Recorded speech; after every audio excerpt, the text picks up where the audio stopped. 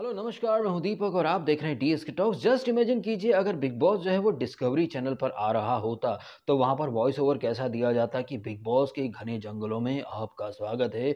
आपने एक दिन पहले देखा कि नर एनाकोंडा जो है वो गोलू नाम की मादा एनाकोंडा के प्रति आकर्षित होता है। उत्तेजना में आकर के बिग बॉस के जंगलों में वो प्रजनन क्रिया को संपन्न करते हैं। इस प्रजनन क्रिया के पश्चात जो अंडे बाहर आएंगे वो आज से 8-9 महीने के बाद पता चल जाएगा कि अंडे से छोटा एनाकोंडा निकला या निकली एनीकोंडी। तो बिग बॉस का एनाकोंडा जो कि एक दिन पहले बिग बॉस के जंगलों में कुछ और क्रियाएं संपन्न कर रहा था, वो एनाकोंडा कल रात के एपिसोड में बिग बॉस का हेड ऑफ द हाउस बन चुका है। और शायद आपने भी अच्छे से सुन लिया होगा बिग बॉस का वॉइस ओवर, ना सिर्फ सुन लिया होगा बल्कि समझ भी लिया होगा। जब कौन बनेगा घर का हेड ऑफ द हाउस ये जो प्रतियोगिता चल रही थी, तब बिग बॉस ने क्या कहा था कि अब तक आप लोगों की किस्मत आपके फैंस, आपकी फैन आर्मी, जनता के वोट के हवाले रहा करती थी। लेकिन अब जो है कौन एलिमिनेट होगा, कौन नॉमिनेट होगा, ये जो सारा पावर है ये घर के मुखिया यानी कि हेड ऑफ द हाउस के हाथ में होगा। तो यहाँ पर सीधे सीधे तौर पर एक ही चीज निकल करके आती है कि अब तक जो पावर जो कि कटारिया एंड ग्रुप के पास रहता था,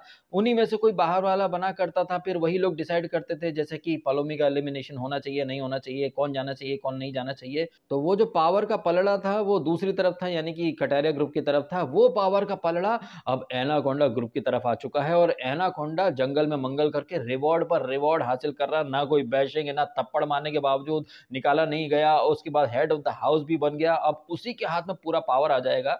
तो यहाँ एक ही चीज समझ में आ रही है मित्रों, आई एम श्योर आपको भी समझ में आ गई होगी कि भाई पिछले साल 280 मिलियन वोट लाने वाली एल्विश आर्मी शायद इस बार उन्हें वोट करने का मौका ही नहीं देना चाहता है बिग बॉस। मैं अगर अपने दिल की बात बोलूं ना मित्रों, तो deep down inside I am just waiting to see the expressions and reactions of people जिन्होंने 15 मिनट में 280 मिलियन वोट दिए थे। और उस समय वो लोग बोलने लगे थे कोई स्क्रिप्ट नहीं होती, कोई स्क्रिप्ट नहीं होती। लेकिन जिस तरह से यहाँ पर एक स्क्रिप्ट रची जा रही है, सारा जो पावर है, सारा जो खेल है, वो कहीं ना कहीं इस डायरेक्शन में लेकर के आया जा रहा है जहां पर कि एल्विश आर्मी की शायद कोई उपयोगिता जरूरत पड़े ही ना। तो वो लोग जिन्होंने 15 मिनट में 280 मिलियन, और फिर वो लोग जो कि पीपड़ी बजा रहे थे 15 मिनट में 280 मिलियन वोट टाइप 15 मिनट, अब भाई थारे भाई को 15 मिनट में 280 मिलियन वोट आ गया भाई।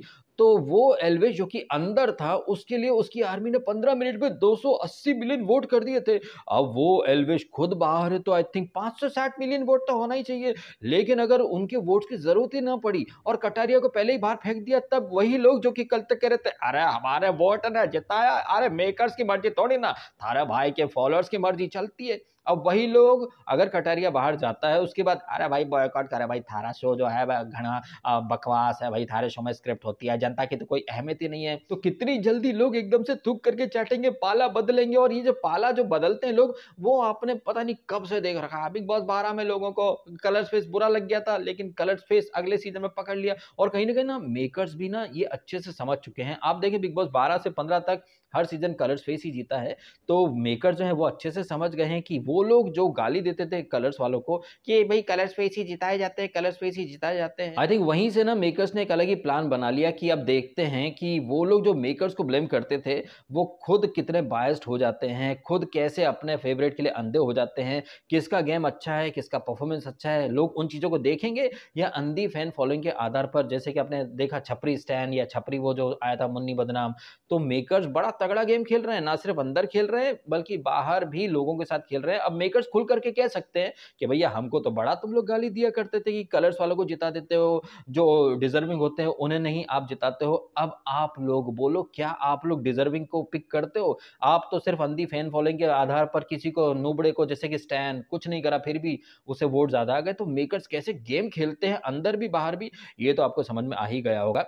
वैसे फिलहाल बात करते हैं अंदर के गेम की। तो कल था बिग बॉस हाउस का डे नंबर 26 और दुनिया भर की वहां पंचायत है। किचन में ये सना एयर होस्टेस बन करके खड़ी रहती है और हम क्या देखते हैं मित्रों, वो अदनान जो कि आया था स्टेज पर बड़ा एकदम परमाणु विस्फोट करके कि वहां तो कटारिया से भिड़ लूंगा, ये वो हमारी राइवलरी है। भाई ये तो मतलब आते से ही खत्म हो गया। ये अदनम जो कि राइवलरी लेकर के आया था, लेकिन जब से बिग बॉस के घर के अंदर घुसा है, पहले तो बिग बॉस ने इसको झाड़ के रख दिया क्योंकि आते सही अरे इंडिया वर्ल्ड कप जीत गई, अरे जश्न मना, ये मतलब बाहर की बातें वो शेयर कर रहा था। इस बेसिस पर बिग बॉस ने अदनान का जो सफ़र है, उसे यहीं पर ख़त्म करने की एक प्लानिंग बना ली और उसे सीधा-सीधा नॉमिनेट कर मारा और ये अदनान जो कि आया था कटारिया से पंगा लेने की बात करके, लेकिन कटारिया की ही गोद में बैठ गया। इनफैक्ट कल रात के एपिसोड में तो इसके गले में कटारिया का टेस्ट ट्यूब था, वो चुड़ैल वाली टास्क में। लेकिन जब अरमान वग़ैरह इसको बोल रहे थे, "भाई तू तो बातें करके आया था।" रणवीर शौरी भी तो बोले थे कि, "भाई तू तो इसी को ट्रोल करके टारगेट करके आया था।" तो ये अदनान क्या बोलता, "हाँ, जब भी मैं करके आया तो करके आया था भाई, अभी क्या मेरा हृदय परिवर्तन हो गया है, अभी मेरे से अच्छा है, मेरे दोस्त के साथ अच्छा है, तो मैं काहे को" हाँ। तो एक चीज़ आप समझें कि स्टेज पर या ये कहें बाहर लोग एक-दूसरे को रोस्ट करते हैं, एक-दूसरे की माँ-बहन करते हैं, गालियाँ देते हैं, एक-दूसरे को देख लेंगे। अलग ही मतलब पूरी कम्युनिटी वर्सेस कम्युनिटी खड़ी हो जाती है। लेकिन वही लोग शो के अंदर आकर, "हाँ भाई, तू और मैं भाईचारा, भाईचारा, भाईचारा।" ये अदनान वही है ना जिसने स्टेज पर अनिल कपूर के सामने बोला था कि कोई भाईचारा नहीं है, ये कटारिया जो है ना वो भाई को चारा बना के कब खाएगा, कब थूकेगा पता ही नहीं चलेगा। लेकिन यही अदनान जो है वो लवकुश कटारिया के साथ भाईचारा, भाईचारा खेल रहा है। एनीवे कल के एपिसोड का सबसे इम्पोर्टेंट जो पॉइंट था वो था हेड ऑफ द हाउस वाली टास्क। लेकिन जो सारी लाइमलाइट है ना वो बंदर टेकर। अब ये बंदर टेकर कौन है? अरे डब्ल्यूडब्ल्यूई में अंडरटेकर तो सुना ही होगा आपने। विश्वस्त सूत्रों से पता चला है कि अंडरटेकर जो है ना कुंभ के मेले में स्नान करने आया था अपनी फैमिली के साथ, लेकिन इसका जो छोटा भाई था ना वो वहां से बिछड़ गया था बंदर टेकर नाम का।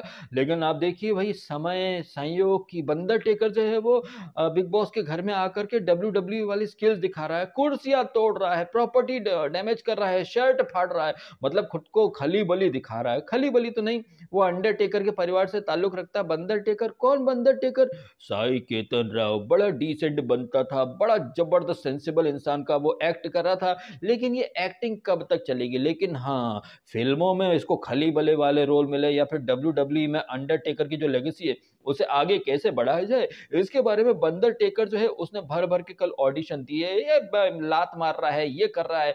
और मजे की बात यह है कि ये बंदर टेकर जो कह रहा है उसने गाली कैसे दी, गाली कैसे दी, गाली कैसे दी। आश्चर्य की बात है कि गाली की शुरुआत तो बंदर टेकर ने करी थी। वो गाना नहीं है, बॉस डी के बॉस डी के बॉस डी के भाग, डी के बॉस डी के भाग। वो जो गाना है ना उसी से मिलती जुलती एक गाली दी थी इसने। उसके बाद कटारिया जो है भाई वो काहे को चुप रहे, उधर से गाली, इधर से गाली, उधर से गाली, इधर से गाली। और उसके बाद बंदर टेकर ने जो light camera action boom bam फटाक पट स्वाहा। कहने का मतलब है कि एपिसोड में जो कुछ घटनाएं घटी वो साइड में रह गई, लेकिन बंदर टेकर की एक्टिंग आई एम श्योर कि इसको आने वाले टाइम में रोहित शेट्टी जरूर किसी पिक्चर में सिंघम यूनिवर्स में कोई रोल तो दे देंगे। भाई क्या मतलब एक्सप्रेशन, माइंड ब्लोइंग। अब यहाँ पर दोगलापन देखिए भाई बिग बॉस का, प्रॉपर्टी टूट रही है लेकिन बिग बॉस ने उफ, अरे जाने दो भाई चलता है। कोई और अगर होता तो भाई तुमने प्रॉपर्टी कैसे तोड़ दी। इवन ये वो सीजन है जहां पर केआरके को बोतल फेंकने पर निकाल दिया गया था।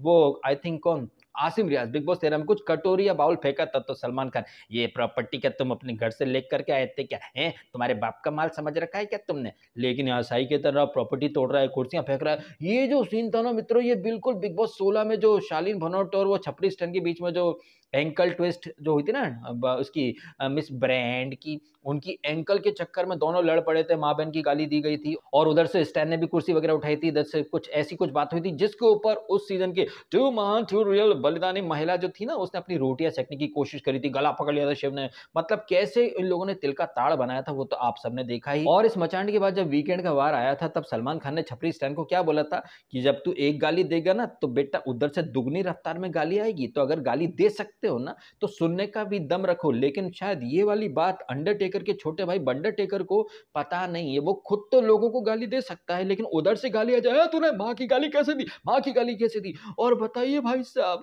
हजारों मतलब लाखों चूहे खा करके हज को चलने वाले मोड में आ गए एनाकोंडा और उसकी छोटी छिपकली एनिकोंडी, जो कि मतलब अपनी मतलब वो जो जंगल वाली जो क्रिया थी ना वो करने जाए उसके पहले दोनों ही एकदम अलग ही मोरालिटी के ब्रांड एम्बेसडर बन करके, और मान जी इसने माँ की गाली दी, और मान जी इसने माँ की गाली दी, मतलब माँ की गाली को कैसे सुन लेगा अरमान जी। और अरमान, ये ऐसे ही लोग हैं, ऐसे ही लोग हैं, गाली गलौज करते हैं। अब इसे आप प्रचंड और घनघोर दोगलापन बोलेंगे या नहीं बोलेंगे, एनाकोंडा और उसकी छिपकली का। ये एनाकोंडा इसने विशाल को कितनी गालियां दी थी, माँ बहन की गालियां, तेरी फैमिली गंदी नाली का कीड़ा। ये लोग जो खुद माँ बहन की गालियां दे रहे थे वो उसने माँ बहन की गाली दी थी, मम्मी को गाली दी उसने, अरमान जी मिगू वाली कौन देता है? ओह! अरे ये इनकी जो नौटंकी देख कर के मन तो ऐसा कर रहा था कि फ़ोन में घुस जाऊँ और 4-5 चप्पलें रसीद करके आ जाऊँ एनाकोंडा को लात मार के बाहर फेंक दूँ कि बताओ यार। और होस्ट क्या करता है यार, मतलब ये बात मैंने पहले भी कही है कि होस्ट जो है वो एक साइड को ही एक्सपोज़ करते हैं, दूसरे साइड को तो कुछ नहीं बोलते, कोई रियलिटी चेक वगैरह कुछ नहीं है। होगा भी कैसे भाई? After all it's all about business. Anaconda और एनीकोंडी जो है शो में जो ठरकपंती, हवसपंती के लिए लाए गए हैं, तो भाई उन्हें वीआईपी ट्रीटमेंट तो मिलना लाज़मी है। ठीक वैसे ही जैसे फुद्दू फरहान के अम्मी का नाम शब्बो आजमी है। और वीआईपी ट्रीटमेंट अब तो भैया नेक्स्ट लेवल पर आ चुका है, क्योंकि एनाकोंडा और एनीकोंडी ने जो डिस्कवरी चैनल वाली जो प्रजनन क्रियाएँ करी हैं, उसके बदले वो हेड ऑफ द हाउस बन गए। उनके पास में पावर आ चुका है। वो ये एनाकोंडा ही डिसाइड करेगा कि भैया कौन एलिमिनेट होगा, कौन नॉमिनेट होगा। मतलब बाहर जो 280 मिलियन वोट देने वाली जो ऑडियंस है वो क्या करे फिर? ऑफ कोर्स जॉब छोड़ दे और क्या, क्योंकि उनका तो कोई अहम योगदान है ही नहीं। और इसकी हिंट जो है वो तो आई थिंक फर्स्ट वीकेंड का बार में ही मिल गई थी, जब अनिल कपूर ने बोला था कटारिया खड़े हो जाओ और बोला कि तुम्हें एल्विस आर्मी की सपोर्ट की जरूरत नहीं है। तो अगर आप थोड़ा पीछे जाएंगे तो मेकर्स का प्लान क्या है, कैसे चीजें वो एग्जीक्यूट करना चाहते हैं, आपको सब पता चल जाएगा। लेकिन नहीं, आपने ये सारी चीजें इग्नोर करके ये ऊपर वो नीचे, नहीं नहीं आपके वोट से विनर बनेगा, नहीं नहीं आप ही के वोट से विनर बनता भाई। 15 मिनट में 280 मिलियन वोट करे। हाँ भाई मेकर्स की मर्जी थोड़ी नहीं चलती। थारा भाई ठक ठक ठक, थारा भाई पट पट पट, थारा भाई खटाखट खटाखट खटाखट। ये खटाखट खटाखट नहीं ज्यादा ना बोले, फिर पॉलिटिकल लाइन में हम घुस जाएंगे। तो खटाखट नहीं, वापस से फटाफट पर आ जाते हैं। तो फटाफट आनंद फानंद में एनाकोंडा जो है वो बन गया है घर का हेड ऑफ द हाउस। और head of the house I think इसी को कप्तान बोला करते थे ना। एक ही चीज, मतलब इधर पकड़ो कान इधर पकड़ो, बिग बॉस कैसे घुमाता है। मादा मकबूल जो कि थोड़ी टाइम के लिए कप्तान बनी थी, इससे पहले कि मादा मकबूल जो है वो पूरी तरह से कप्तानी को मतलब महसूस भी कर पाए। छन से जो टूटे कोई सपना, मतलब कप्तानी कब आई कब गई भाई, ये तो शुरू होते ही खत्म हो गया। लिटरली ये तो मतलब एक तरह से प्रैंक हो गया मादा मकबूल के साथ। एक दिन के लिए कप्तान बनी, इधर भाई कप्तानी भी चली गई। और रणवीर शौरी भाई, रणवीर शौरी ने इसको अरमान को हेड ऑफ द हाउस बना दिया। रणवीर के गले में लटक रही थी इसकी टेस्ट ट्यूब, और रणवीर तो मतलब शुरू से खड़े थे। टास्क काफी इंटरेस्टिंग थी ये चुड़ैल वाली, जहां पर कि डाकू सना सुल्ताना भी अपनी जिद पर अड़ी थी कि वो नेजी को हेड ऑफ द हाउस बना करके रहेगी। बहुत लड़ी उसके लिए, काफी कोशिश करी, लेकिन जब बिग बॉस ने बोला कि राशन वगैरह नहीं आएगा तो मैडम वहीं पर सरेंडर कर गई। वैसे इस टास्क के दौरान भी आपने इन कंटेस्टेंट का जो दोगलापन होता है ना, जैसे अदनान आया था वो कटारिया के खिलाफ मोर्चा खोलकर, लेकिन कटारिया का वो टेस्ट ट्यूब लेकर के घूम रहा था। नहीं भाई मेरा तो दोस्त है, मेरे साथ अच्छा, मैं तो ये करूंगा और मैं तो ये करूंगा। सना सुल्ताना, डाकू सना सुल्ताना भी इस गुमान में थी कि शिवानी उसकी टेस्ट ट्यूब नहीं डालेगी, लेकिन डाल दी। साई केतन की टेस्ट ट्यूब विशाल के हाथ में थी, विशाल ने डाल दी। दीपक चौरसिया जो कि बिग बॉस के शो में कुछ भी नहीं कर रहे हैं, आए थे ये भी अदनान की तरह बड़ी बड़ी बातें करके कि मैं जाऊंगा तो कंट्रोवर्सी करूंगा, मेरे जाने से घर में बवाल उत्पन्न होगा। लेकिन बवाल, अरे भाई साहब तेरे अस्तित्व पर सवाल उठ गए हैं दीपक चौरसिया। 4 वीक हो चुके हैं और 4 वीक से तुमने घर में कोई इन्वॉल्वमेंट, कोई कंट्रीब्यूशन कुछ भी नहीं है। पड़े रहते हो खुले सांड की तरह, टी शर्ट ऊपर करके अपना वो एनाकोंडा से भरपूर जो पेट है वो दिखाते रहते हो। और मतलब उसके बावजूद कोई नॉमिनेट नहीं कर रहा है। और जब मादा मकबूल इनके लिए खड़ी होती कि दीपक चौरसिया जी जो है ये कप्तान बनने चाहिए, सुलझे हुए इंसान है, सबसे मैच्योर है, समझदार है, दीपक चौरसिया जी बोल देते नहीं नहीं आप मेरे लिए मत कीजिए, मैं इस हाल में नहीं हूं कि मैं जिम्मेदारी संभाल सकूं। आप देखते रहिए आज तक नैनीताल से दीपक चौरसिया, कैमरामैन अंजना ओम कश्यप के साथ। हाँ तो समाचार हुए समाप्त। जब दीपक चौरसिया खुद के लिए स्टैंड नहीं ले रहे तो मादा मकबूल भी क्या बोले, फिर जा भाई भाड़ में बोल देती। जब ये खुद ही नहीं स्टैंड ले रहे तो मैं काय के लिए, चल जा यहाँ से चुड़ैल के उसमें जा खून पी जा। ये दीपक चौरसिया इनके हाथ में रहता है विशाल वाला जो टेस्ट ट्यूब। और दीपक चौरसिया की लॉजिक देखिए कि विशाल को जो है वो एंगर का इश्यू है, इससे एंगर कंट्रोल नहीं होती। अच्छा यार ये दीपक चौरसिया कैसे जर्नलिस्ट बन गया यार, मेरे को तो बहुत हंसी आती है। मुझे लग रहा है कि सिफारिशी कोटे से इसने जर्नलिज्म इंस्टीट्यूट वगैरह है वहाँ एडमिशन लिया होगा। इसे एनाकोंडा का एंगर इश्यू नहीं दिखता है। इसे इसी एपिसोड में साई केतन उर्फ अंडरटेकर का दूर का छोटा भाई, उसका एंगर इश्यू नहीं दिखता है। तो ये दीपक चौरसिया जो है आई थिंक इसको एक परफेक्ट कैरेक्टर पकड़ा दिया गया है। और जिस तरह से दीपक चौरसिया ने बोला कि नहीं वो हेड ऑफ द हाउस नहीं बनना चाहता, तो क्या ये नहीं लग रहा आपको कि दीपक चौरसिया को पता था कि 4 वीक की एमजी है, और अगर वो हेड ऑफ द हाउस बन जाएगा तो उसे 1 वीक और रहना पड़ेगा।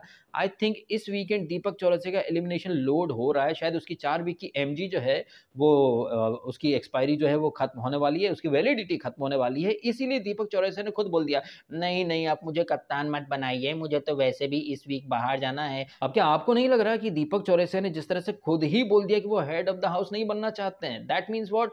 दैट मीन्स कि वो खुद बाहर जाने की पूरी प्लानिंग और तैयारी ऑलरेडी कर चुके हैं, मन बना चुके हैं। अदरवाइज आप खुद सोचिए कि सामने वाला आपको हेड ऑफ द हाउस बनाना चाहता है, लेकिन आप खुद नहीं बनना चाहते। क्यों? क्योंकि शायद आपका जो कॉन्ट्रैक्ट है, जो एमजी नाम की ये जो बात है कितनी बार बाहर आ चुकी है। शम्मोद शेट्टी और राकेश बापट ने भी ओटीटी में फ्लो में बात निकाल दी थी कि एंड तक 6 वीक तक बाहर नहीं जाएंगे। बिग बॉस कौन सा था वो 14, अली गोनी और जैस्मिन भसीन की कॉन्वर्जेशन लीक हो गई थी कि हाँ 15 वीक तक तो है। मतलब इतनी सारी चीजें आप देख चुके हैं, लेकिन फिर भी कुछ चपड़गंजू लोगों की ये ऊपर वो नीचे, आपके वोट से बनेगा चैंपियन, हाँ। जबकि बिग बॉस ने कल खुद बोल दिया कि इस बार जो भी एलिमिनेशन या नॉमिनेशन जो कुछ होगा वो हेड ऑफ द हाउस की मर्जी से होगा। आप लोगों की किस्मत, अब आपके fans, fan army, specially big boss ने बोल्ड एंड कैपिटल में बोला कि फैन आर्मी या फिर जो आपके वोट्स हैं, अब आपकी किस्मत उन पर नहीं, हेड ऑफ द हाउस पर डिपेंड करेगी। लेकिन इसके बावजूद आप लगे रहिए अंधी एक भेड़ चाल में, करते रहिए जियो सिनेमा। बताइए, जियो सिनेमा पर लोग लाइव देखते हैं, वोट देते हैं, ऐप को एंगेजमेंट देते हैं, और जियो सिनेमा क्या बोल रहा है? अबे जाओ, तुम, तुम्हारे कोई जरूरत नहीं है, भाई जाओ जाओ जाओ, हेड ऑफ द हाउस के सारे फैसले लेगा। और रणवीर जो है वो तो अरमान के लिए भाई सब पलक पावड़े बिछा करके खड़े हुए हैं। हालांकि इसी अरमान के सामने रणवीर ने इनके गोलू गोलगप्पा यानी छिपकली को फ्लाइंग किस दी थी। इसी अरमान के सामने इनकी गोलगप्पा को ये रणवीर शौरी कल टोंट भी मार रहे थे, तू बहुत ज्यादा बोलती है, he who speaks a lot, ऐसा करके उन्होंने कुछ अंग्रेजी की कहावत बोली थी कि बहुत मतलब बेवकूफाना स्टेटमेंट तू दे देती है, बहुत ही बचकानी लगती है। लेकिन ये अरमान जिसने कि अभी थोड़े दिन पहले विशाल को थप्पड़ जड़ दिया था, लेकिन यही अरमान जो है वो रणवीर शौरी कोई बात नहीं बड़े कोई बात नहीं बड़े, वाह वाह वाह, वो बड़े हैं, लेकिन दूसरे लोग कुछ बोले तो वो बदतमीज हो जाते हैं। वैसे बदतमीजी जो है ये रणवीर शौरी ने ही ये नैरेटिव बनाया बदतमीजी का। क्या रणवीर शौरी किसी को भी बोल सकते हैं तू चल चल, तू नागिन जैसी, जैसे मादा मकबूल? और मादा मकबूल बड़ी क्लासी सोफिस्टिकेटेड, कल उसने दिखाया ना अपना वो डोंगरी या फिर जो सड़क छाप जो उसका मादा मकबूल का जो तेवर है, ए चल चल तू बुड्ढे जैसी आंखें मत दिखा, चल चल चल चल। देखिए मादा मकबूल की जो भाषा शैली रही है, जिस तरह से रणवीर से बात करी, कई लोगों को ऑब्जेक्शन होगा, कई लोग आपत्ति व्यक्त करेंगे कि भाई वो उम्र में सीनियर है। भाई वो सीनियर है तो सीनियर की मर्यादा भी तो रखे। आपने इस सीजन में एक बार भी नहीं देखा कि रणवीर शौरी ने अपने ग्रुप के जो लोग हैं उनकी गलतियों पर कुछ बोला हो। रणवीर शौरी और अरमान और साई केतन, पता नहीं क्यों मुझे तो ऐसा लग रहा है कि इनको पहले से ही बता दिया गया है कि भाई साहब एक जबरदस्ती की ठूसी हुई राइवलरी लेकर के चलिए, कुछ भी हो, कोई भी टास्क हो, आप कटारिया, विशाल, शिवानी, इन्हीं का नाम लो। मतलब ये सारी बातें इतनी प्रिडिक्टेबल सी हो रखी हैं। इनफैक्ट आपने वीकेंड का बारे में अनिल कपूर के मुंह से सुना ही है कि मादा मकबूल तुम्हारा गेम काफी प्रिडिक्टेबल हो गया, लेकिन आपने उस एपिसोड में भी देखा था स्टार वर्सेस बेकार वाली टास्क, और आई थिंक मंडे एपिसोड में वो लव यू हेट यू जो नॉमिनेशन टास्क हुई थी, वहां पर कौन सी अनप्रिडिक्टेबल चीजें हुई है। रणवीर एंड ग्रुप ने दूसरे ग्रुप को नॉमिनेट करा, दूसरे ग्रुप ने इस ग्रुप को नॉमिनेट करा। अनप्रिडिक्टेबल के नाम पर सिर्फ एक ही चीज हुई थी, जहां पर नेजी ने कृतिका द गोलगप्पा छोटी छिपकली को नॉमिनेट कर दिया था। तो ये गोलगप्पा जो दोगली भाई साहब पहले बोलती मेरे को तो 101% पता था कि अब मेरे को करोगे, लेकिन यही गोलगप्पा और उसका एनाकोंडा जो है वो इससे नेजी से लड़ रहे थे, तुमने कर क्यों दिया नॉमिनेट, तू मेरे को आपसे उम्मीद नहीं थी, कब मेरा नाम कैसे ले लिया आपने। लेकिन यही गोलगप्पा थोड़ी देर पहले मेरे को तो 101% पता था, अब मैं अपनी चाय कॉफी नहीं बनाऊंगी। हाँ, जबकि ये दोगली और दोगला दोनों भूल गए कि पहले ये दोगला एनाकोंडा था जिसने कि नेजी को नॉमिनेट करा था, फिर बाद में ये दोगली जब नेजी ने इसको नॉमिनेट कर दिया, मेरे को तो पता था कि आप टिकटॉक पर डेट करोगी, आपको इन्होंने अरमान जी ने नॉमिनेट कर दिया तो अब मेरे को खुन्नस निकाल रहे हो, मैं अपनी चाय कॉफी नहीं बनाऊंगी। वाह, तुम नेजी को नॉमिनेट कर सकते हो लेकिन नेजी तुमको नॉमिनेट नहीं कर सकता। अरे गजब दोगलापन लगा रखा है, मैं चाय कॉफी नहीं बनाऊंगा आपके लिए। हाँ, ये है सो कॉल्ड इन्फ्लुएंसर सेलिब्रिटीज। तो कहने का मतलब है कि चाहे वो नॉमिनेशन टास्क हो, चाहे ये चुड़ैल वाली टास्क हो, चीजें बहुत ही ज्यादा प्रिडिक्टेबल हैं। रणवीर शौरी एंड ग्रुप को अपने ग्रुप के लोग गलत जाते नहीं दिख रहे हैं। दूसरे ग्रुप से अगर कटारिया ने काउंटर करके गाली दी तो सबने पकड़ लिया, गाली मत दो, गाली मत दो। जबकि गाली की शुरुआत तो इसने बंडर टेकर ने करी थी, लेकिन नहीं, रणवीर शौरी एंड ग्रुप उस डायरेक्शन में कुछ देख ही नहीं रहा है। देखेगा भी कैसे, ऊपर से ऑर्डर जो मिले हैं। अच्छा, ऑर्डर से याद आया, आपने भी देख लिया अपनी ही आंखों से कि रणवीर के गले में एनाकोंडा की टेस्ट ट्यूब डाल दी थी मेकर्स ने, क्योंकि मेकर्स जानते थे कि रणवीर कुछ भी हो जाएगा, अरमान को इस टास्क से बाहर नहीं करेगा। क्यों? क्योंकि भाई ऊपर से ये ऑर्डर पहले से ही प्लान किया गया था कि अरमान को हेड ऑफ द हाउस बनाना है, क्योंकि जिस तरह से वो ठरकपंती और मतलब उस आड़ में जो कंटेंट दे रहा है शो को, तो भाई भर भर के उसको रिवॉर्ड तो ये लोग दे रहे हैं। और ये जो टास्क थी ये इस तरीके से प्लान की गई थी कि टास्क का एंड रिजल्ट जो है वो रणवीर एंड ग्रुप के फेवर में ही आए। अब इस चीज को विशाल चाहकर भी अनफेयर नहीं बोल सकता, क्योंकि वो कुछ बोलेगा तो अनिल कपूर आकर के कॉलर पकड़ लेंगे। जबकि ये जो टास्क थी ये स्टार्ट से एंड तक टीम अरमान रणवीर को फेवर करने के लिए ही बनाई गई थी। और ये जो ऑर्डर्स आते हैं, ये कैसे आते हैं? ये तो आप बिग बॉस ओटीटी सीज़न 3 में देख ही रहे हैं, कंटेस्टेंट के हाथ में मोबाइल फ़ोन दे रखा है। उस मोबाइल फ़ोन्स में इंस्ट्रक्शंस आती हैं, जो कि 3 बाहर वाले जो बने हैं, उनका गैंग है, उनका ग्रुप चैट है, उसमें ऊपर से इंस्ट्रक्शंस आ रही हैं। सब कुछ लिखा कि जो सीक्रेट है, उसे सीक्रेट ही बने रहने दें। कहने का मतलब है कि जब शो के स्क्रिप्टेड होने की बातें आती हैं, तब सलमान खान क्या बोलते हैं? भाई हम कुछ नहीं करते, ना ही मेकर्स कुछ करवाते, जो भी करते कंटेस्टेंट खुद करते हैं। हम बिल्कुल भी हस्तक्षेप या इन्वॉल्वमेंट हमारा नहीं होता है। तो ये जो चैट जो आ रहे हैं अंदर से ऑर्डर के रूप में, ये क्या है? क्या कंटेस्टेंट खुद ही वहाँ टाइप कर रहे हैं क्या? तो मतलब बार-बार जितना ये लोग डिफेंड करते हैं मेकर्स, ये कहीं न कहीं टास्क के थ्रू या बाकी चीज़ों के थ्रू ये खुद ही खुद को एक्सपोज़ कर देते हैं कि ये शो कितना प्रेडिक्टेबल है, कितना स्क्रिप्टेड है, कितना वहाँ पर फर्जीवाड़ा चल रहा है। लेकिन नहीं, कुछ लोगों को लगता है कि उनके वोट से ही सब कुछ होता है, तो ठीक है, वो उस गलतफ़हमी के गुब्बारे में रहें। जब तक वो लोग गलतफ़हमी के गुब्बारे में रहेंगे, मेकर्स जो हैं वो करोड़ों अरबों ऐसे ही छापते रहेंगे ऑडियंस को CHU बना करके। जैसे कि वो अदनान, वो बाहर लड़ता रहा इससे कटारिया एल्विश से, लेकिन अब इससे ही कटारिया का वो दोस्त बन गया। ये रणवीर शौरी, जैसे कि दूसरे लोगों की भाषा वगैरह पर ऑब्जेक्शन होता है, लेकिन इनके खुद के ग्रुप में क्या चल रहा है क्या नहीं, हिंसा बार-बार। इनफैक्ट वो अरमान ने हिंसा करी, इसने साई केतन ने भी हिंसा करी, लेकिन अब रूल रूल के अकॉर्डिंग तो बाहर जाना चाहिए। हाँ, बिग बॉस रूल रूल। तो ये सारी चीज़ें देख कर के आप समझ सकते हैं कि बिग बॉस मतलब वैसे स्टैंडर्ड तो कुछ बचा है नहीं, लेकिन ये जो सो कॉल्ड सेलिब्रिटीज़ हैं, जिनके लिए फैन्स आपस में लड़ते रहते हैं, आई थिंक अब तो आप समझ जाइए। आप लोग अदनान का सपोर्ट करते होंगे, कुछ लोग कटारिया का सपोर्ट करते होंगे, वो आपस में लड़ते रहे, लड़ते-लड़ते वायरल हो गए, फेमस हो गए। अंदर भाई तू मेरी खुजा, मैं तेरी खुजा हूँ, मैं तेरी बोतल लेकर के चल रहा हूँ, तो अब तो समझ जाओ यार। और ये जो अदनान है, मतलब भाई साहब, ये तो एक वाइल्ड कार्ड के नाम पर कलंक बन चुका है। आया था बड़े धूम-धड़ाके से, लेकिन अंदर तो पंचर हो कर के रह गया। बिग बॉस ने नॉमिनेट भी कर मारा और इसको मतलब ठीक से काउंटर करना भी नहीं आता। वो आई थिंक अरमान, अकेला अरमान एनाकोंडा, उसे एनाकोंडा ऐसे ही नहीं बोलते, वो विशाल, कटारिया और अदनान तीनों से अकेला भिड़ रहा था।